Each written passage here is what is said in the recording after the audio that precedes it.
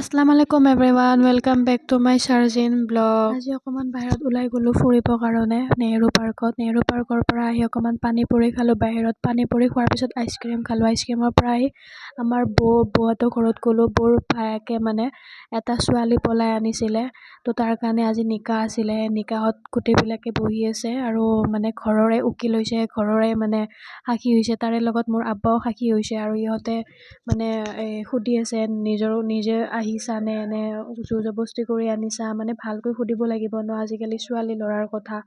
তো তাই মানে সেই মোহৰত দাবী ধৰিছে 1,01,01 টকা। তো সি 1 লাখটো দিলেও দিব নিদিলেও নাই, পিছত তো 101 টকাটো আজি আদায় দিব লাগে বোলে, হুজুৰে ক'লে জনাবে।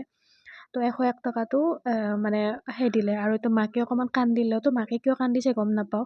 আৰু ইয়াতে গোটেইবিলাকে দোৱা কৰিলে।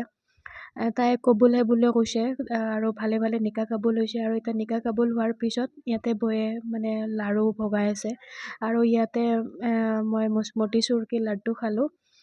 ভাল লাগিছে আৰু ভালে লাগে এনেকৈ লাভ মেৰেঞ্জ কবুল হ'লে। আৰু ইয়াতে গোটেইবিলাকে পোলাও খাই আছে আৰু মই পোলাও খালোঁ আৰু সিহঁতে বেলেগ পোলাও, মোৰ বেলেগ পোলাও। তো ভাল লাগিছে খাই। আৰু এতিয়া ঘৰত যাবলৈ ওলাইছোঁ, ৰাতি হৈছে, এতিয়া ঘৰত যাওঁ। ভাল লাগিলে কমেণ্টত like share subscribe. Thank you for ৱাচিং।